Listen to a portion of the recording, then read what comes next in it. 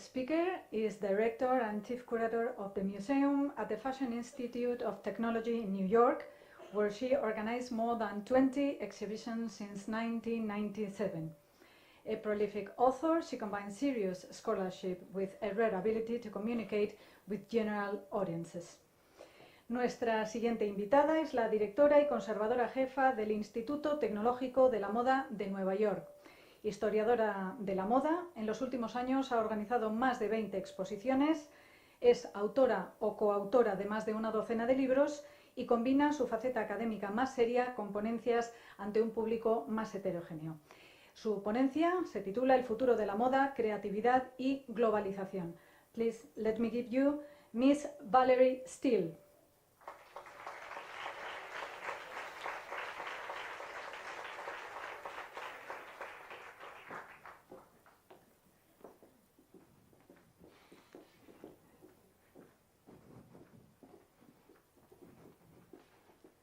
Thank you so much. I'm so happy to be here.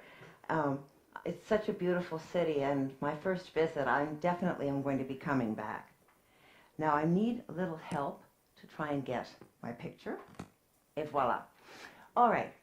Creativity is usually thought of as it's a phenomenon whereby something new is created. It could be a work of art, a new idea, a new invention, and we tend to credit this to an individual genius. But research on creativity has shown that it's not just a question of an individual, but very much a question of an environment and a milieu which is receptive to making creativity flourish. So if you think of the Italian Renaissance, was it suddenly out of the blue that geniuses started being born around Florence and then that stopped a while later? Of course not. It was something in the atmosphere of the city, something in the economic and social environment that made new ideas and new forms of art exciting both to other artists and to consumers. So one of the things I'll be looking at today is how can you encourage creativity, and how do you do this within the context of a global fashion system? Now, we saw about Dior. This is an extraordinary moment, and Dior was a brilliant designer, but the success of the new look owed a great deal to the fact that Paris was already the capital of fashion for almost 400 years. And when he showed the first collection in 1947, the whole fashion domain and the fashion field, all the gatekeepers, the critics, the consumers, the buyers, were eager for a new look. They were tired of wartime fashion, and they wanted something that was new and feminine. Things have changed considerably in the years since Dior's new look. Now there's no longer just one great fashion city. There's no longer a passage whereby fashion comes from the center in Paris to the periphery around the rest of the world. Instead, what we find is that there are many different styles that occur all over the world, and there are many different fashion centers. It's as though, if you imagine it politically, the empire of fashion centered in Paris has broken up, and now there are a variety of other competing style tribes, and to some extent also competing style centers. If you look back historically before France, you find in the period of Spain's greatest power that Spanish fashion was the dominant style throughout Western Europe, even in countries that were officially political enemies of Spain. As France assumed dominance, then French fashion, light and brilliantly colored in contrast to the austere and magnificent Spanish fashion, became the dominant style. It would, however, be much too simple to say that fashion follows power, because although France was individually the most powerful country in the 17th and 18th century, England was rapidly becoming the most industrially and economically advanced country. And English men's fashion began to become the dominant style for men. But France had established itself then as the capital of women's fashion, and the government was very much supporting that. In fact, as Louis XIV's minister Colbert famously said, fashion will be for France what the gold mines of the New World are to Spain. It was going to be a source of money and success. In the 19th century as well, French fashion traveled around the world. Here you see in Meiji, Japan, when the government officially encouraged upper-class people to adopt Western fashion because this would make them be modern and be treated the same way as Western powers. And then in post-war America, this is from an exhibition we had at the museum which just closed called Faking It, and we have in front an original Chanel couture suit, and in back of it a licensed copy made in America using the exact same materials but much more cheaply produced. And in the stores they would have signs. They would say the original Chanel, $400, the copy by Orbach, $20. So this was not counterfeits but official licensed copying. We've also seen in Miren's talk how designers who were not French went to Paris to set up their own couture houses. And in Balenciaga's case, in large part because of the Spanish Civil War, but in subsequent years, many, many designers went there because it was really in Paris that they could have a world stage.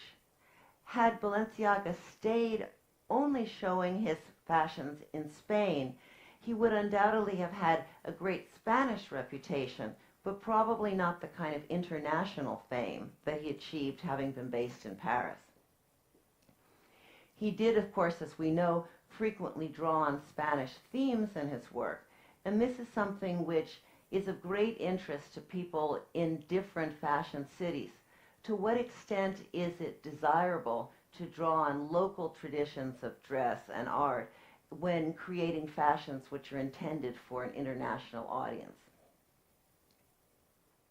About a competition that took place at Versailles between the great French couturiers and the upstart American designers, where the Americans were kind of bopping on with African-American models dancing and disco-like clothes, and to everyone's astonishment, the Americans won the competition. I mean, everyone agreed that it was much more exciting, even though the French work was so much more profoundly beautiful and accomplished. It seemed suddenly old-fashioned.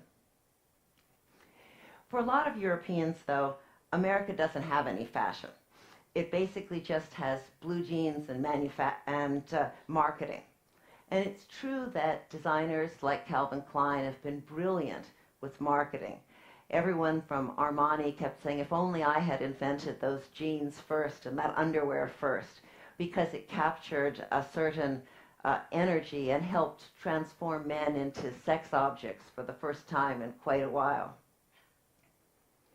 Donna Karan also has been very savvy about marketing herself as a New York designer. This, of course, is her less expensive line, DK New York. But again, the image of the clothing and the image of the city are very closely branded. So around the world now with new fashion centers, there's a sense, how can we try and brand our city to be associated with fashion that's created here? Not just manufactured, but has its identity and represents our city or our region. Italian fashion also is a post-war phenomenon.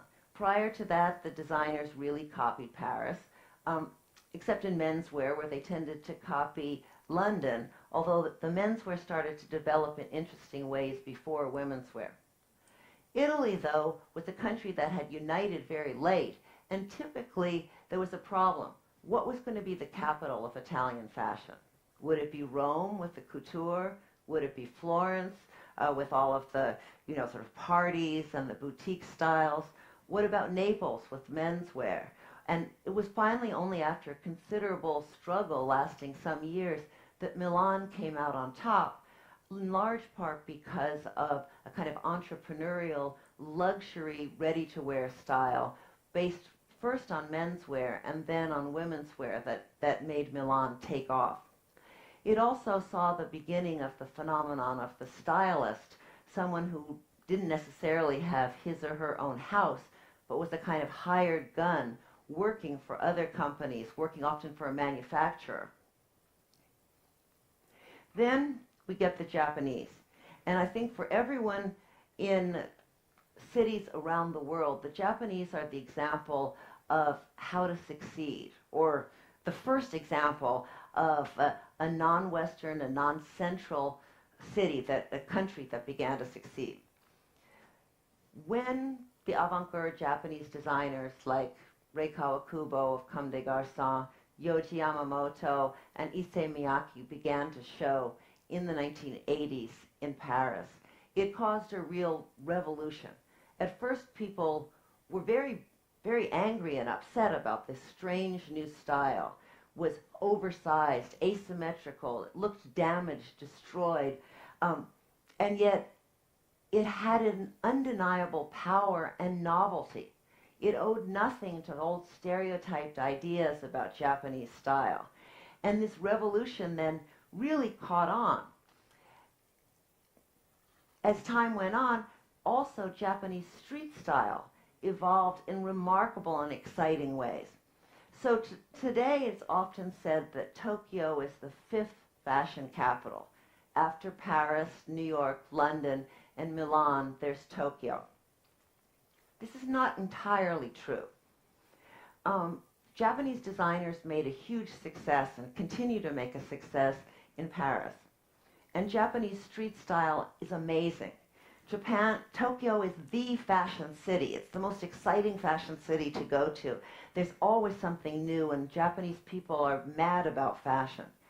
But Tokyo Fashion Week, or as it's now called, Japan Fashion Week, is pretty boring.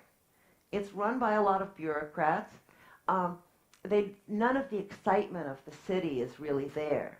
So it's very problematic. Very few international reporters or buyers go there, although women's wear will have a stringer, someone based in Tokyo, who will be covering the collections. For most Japanese designers, though, it's a launching pad. If you can show and be successful there, maybe you'll be able to then show in Paris, London, New York, and that way you could take off. So you can see, even in a place like Tokyo, a very fashionable city, it's hard to make your fashion week really work. And again, Kat will talk about how the Belgian government tried to use the idea of exciting new designers to help support the somewhat flagging textile and fashion industry. And the designers took off, and the reputation took off. The manufacturing, perhaps a little bit less so. But what I find extremely important with the case of Antwerp is the importance of the fashion school. That, like Central St. Martin's in London, the Royal Academy in Antwerp and the related fashion museum provide an anchor for Antwerp's fashion identity. So instead of basing it on fashion weeks, it's been based on the sort of the creative core of the designers, and it attracts designers from all over the world, and in a sense imbues them with a very contemporary, modern Antwerp spirit. It's also, they have very important flagship boutiques there for independent Belgian designers. And that too, the shopping theme, is an important way that tourists can buy into the Belgian fashion experience. So she'll give you much more insight about that, but it's a very particular and interesting, important approach. This is a map from a few years ago. There are, of course, many more fashion weeks now. There are literally hundreds of them. I often think if I left my job, I'd like to spend a year simply traveling from one fashion week to another. Whether or not fashion is made in all of these places, it's increasingly being shown as more and more governments are seeing fashion as being something which will attract attention, reputation, and money. Some countries like India were already manufacturing a great deal for foreign markets, and as well as manufacturing for their own market. But now they've increasingly been trying to add symbolic value by having real designer fashion shows and building designers who have international recognition. Once again, we have that problem, Mumbai versus New Delhi, the no settled idea of a single place to have the fashion week. So there are two. Berlin is an interesting phenomenon because although it doesn't have a really major fashion week, it is trying to become a regional center. And as Frederick Godard said, places like Stockholm, Copenhagen, and Berlin have a certain stylistic influence on world fashion, which is based sometimes on things that go from other art forms, such as here you can see with the image of Marlene Dietrich, film. So you can have a strong fashion image that's not necessarily solely based on your fashion designers. I'm sure you recognize the local Zara store here. And of course, designers in different regions of the world are never going to dress everybody. Even designers based in Paris don't dress everybody. It's companies like Zara and H&M that tend to dress everyone around the world. So this has provided a new problem for independent designers, because they're not only competing against the big sort of centrally based companies, the sort of Dior's and LVMH, they're also competing against fast fashion. And where do we see the little boutiques in the city where we could see lots of good local designers? Very often they're priced out of the most interesting shopping neighborhoods. But governments and administrative bodies are realizing that local designers and creative people can represent a city or region in a way which is very valuable, that can be a kind of conceptual ambassador for that region and create an atmosphere of creativity. So that's something that they continue to want to explore, as we've seen here. The question is, how do we get beyond the rhetoric of talking about polycentric fashion and building new creative centers and actually get down to the nitty-gritty of doing things which will be helpful to build creative fashion centers? Now, how can designers on the periphery then become more competitive? You need to try and create a viable fashion identity. And two of the institutions which are helpful are the fashion show and the independent boutique. So opening a boutique can be useful for a designer. And building a relationship then between local designers and local retailers, just like building it between local designers and local manufacturers, a very important first step to creating the kind of network that, here you can see, of course, the Grand Palais in Paris, this enormous network of interlocking pieces. What you have to do at the periphery as well is try to develop those networks where it's not just the designer alone facing the world. It can be helpful to have local fashion shows, even if they don't attract a lot of international attention. Or you can have events like this, which attract from all around the region, because that too begins to develop the network. But more and more, I feel you have to build from the ground up. You have to get the network and the body of people who are the interested fashion performers, creators, working together on that level. You also have to explore what kind of designers you want to have in a particular area, because there's many different types of designers. There's the kind of big entrepreneurial designers, the Ralph Laurens, the Armanis. Then there are the more sort of the small, independent, creative ones, like Gareth Pugh, who is a London designer, but now usually shows in Paris. And these designers need particular kinds of support and mentoring because they're really very much on the margins of the global fashion system. So they need a lot of assistance. The Belgian government's been good about trying to take people around to see all of the Belgian shows in Paris. They have little buses that take them around. So as you build something at home, when you present, your star designer in a bigger city, they need support. They need a lot of support. If you just drop them off there alone, they'll sink. Nobody has the time or attention to look at them. Again, this idea of education comes, and here we have Central St. Martin's. But when you're talking about building an educational system, what kind of system is it that you want? Central St. Martin's is an arts-oriented school. FIT is much more an industry-oriented school. You also can have sort of apprenticeship systems. There are a variety of different ways in which you can train designers, but you do have to have a way to train them. Creativity absolutely relies on a significant body of people who are deeply knowledgeable about the subject. It doesn't matter if they're designers or if they're scientists. You know, the scientist said, I studied at Stanford, and if the designer says, I studied at Central St. Martin's, I studied at the Royal Academy in Antwerp, these are very important credentials. And it's not just that they're learning more about fashion or being encouraged to think of new ideas. They're encouraged to critique the ideas and see which of the new ideas is any good, because most of the ones that pop up are not going to fly.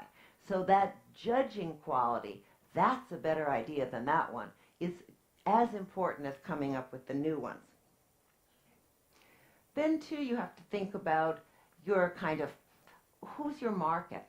This is a kind of an obvious question, and yet for many young designers, it's something that they'd rather not think about, or they gloss it over and go, oh, my client is, you know, a cool woman, anything from 15 to, you know, 70, and you go, can you be a little more specific?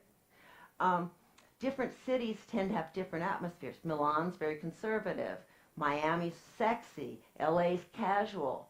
What's your local client base going to be like? Because you cannot get an international client base until you've built a local one as well. You really need to try and focus on who wants to wear these clothes, who's willing to pay 10 times more than they would for a Zara outfit to wear your outfit.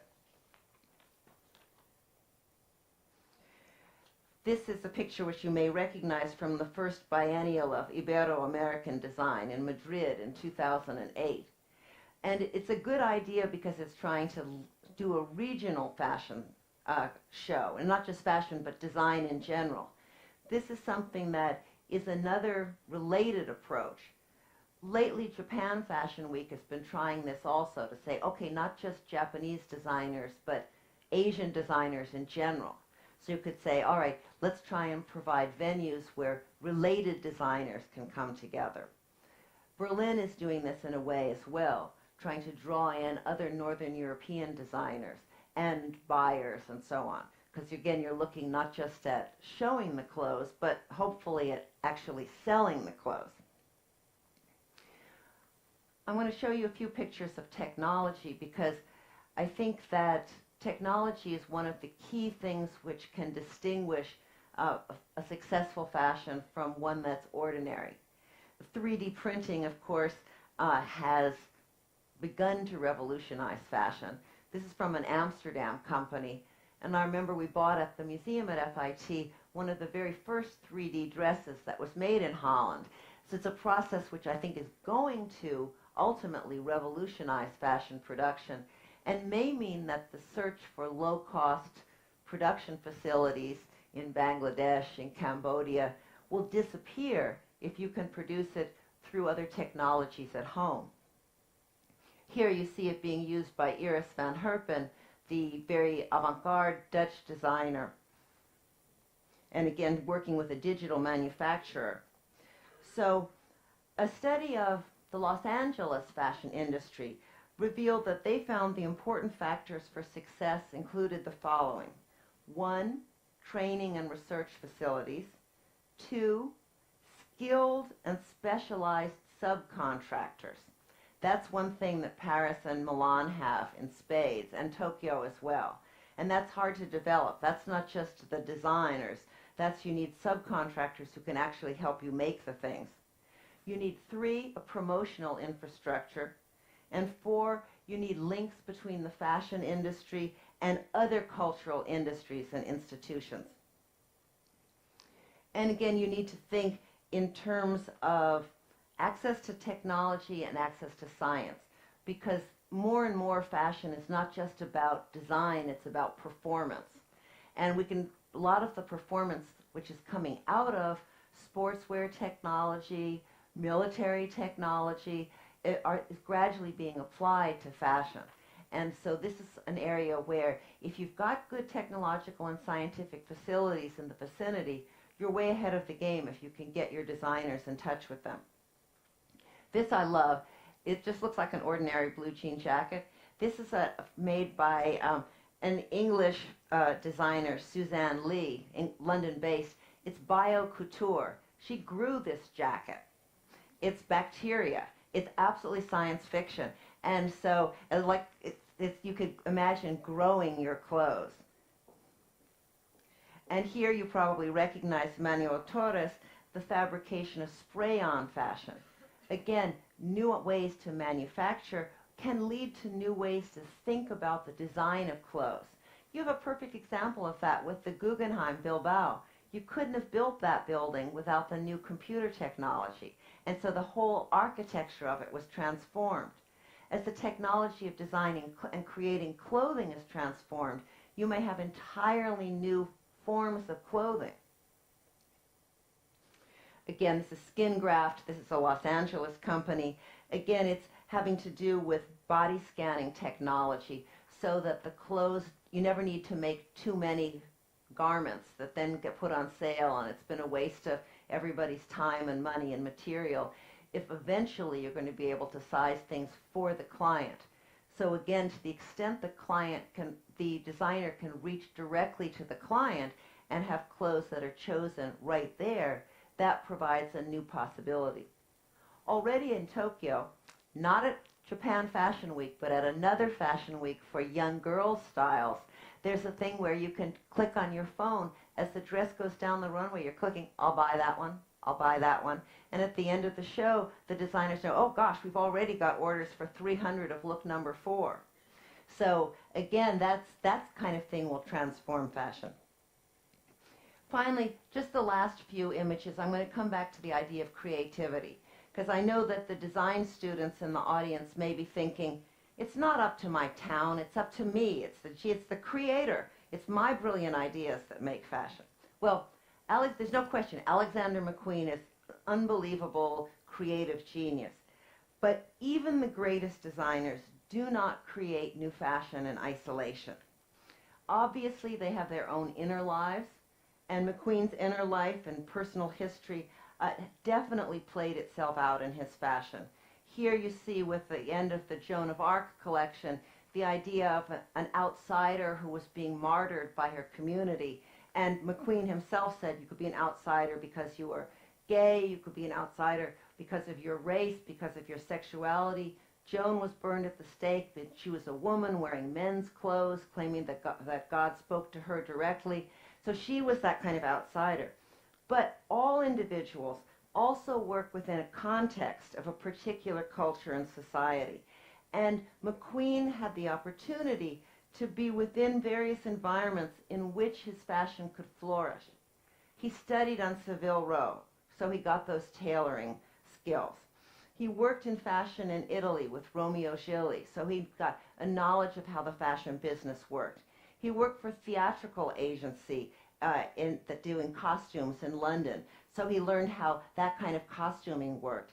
He was surrounded by all the young British artists who were doing amazing work. And if you look at this show of McQueen, and you realize how much it has in common with, say, Damien Hirst's The Impossibility of Death in the Mind of Someone Living, The Shark, or Damien Hirst's Diamond Skull and the skulls all over McQueen's clothes.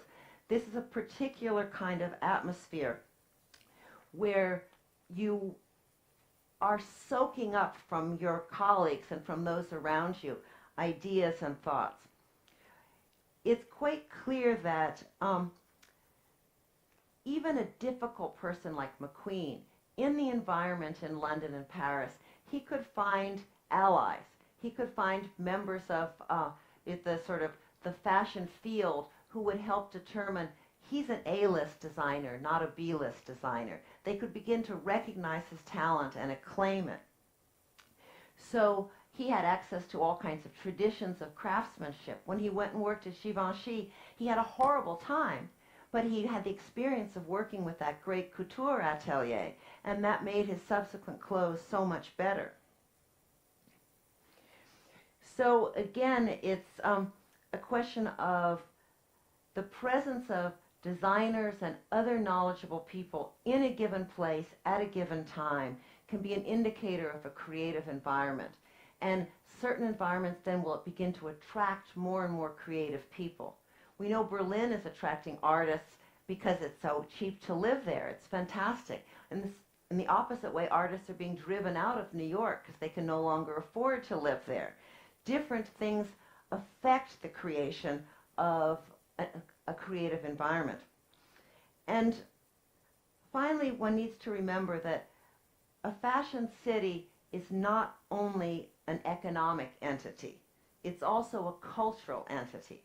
And fashion itself is not just a material object, it's also a symbolic object. So when you are creating, you want to enhance the symbolic value of the fashion. And to do that, it's necessary to foster this kind of environment within which creativity can flourish. We know what is not a culture of creativity. That's very bureaucratic, it's very rigid, it's one where new ideas have a hard time getting any kind of audience, and so you try and create an atmosphere that's different, an atmosphere that can be a bit messier. There's a concept in creative studies where they refer to something called the Motley Crue, from the idea of motley being the kind of mismatched clothes that jesters wore in the medieval time. And a motley crew is a bunch of miscellaneous, diverse individuals from different backgrounds, oddballs, but with certain special skills, a deep interest in a subject, and these are the creatives who can make, in a group, breakthroughs. The managers are all worried, how do we control them? How do we keep track of these people? But you need to have that kind of sort of messy, creative group of people to have something that works. So you need then to build this sort of local environment, networks, educational environments.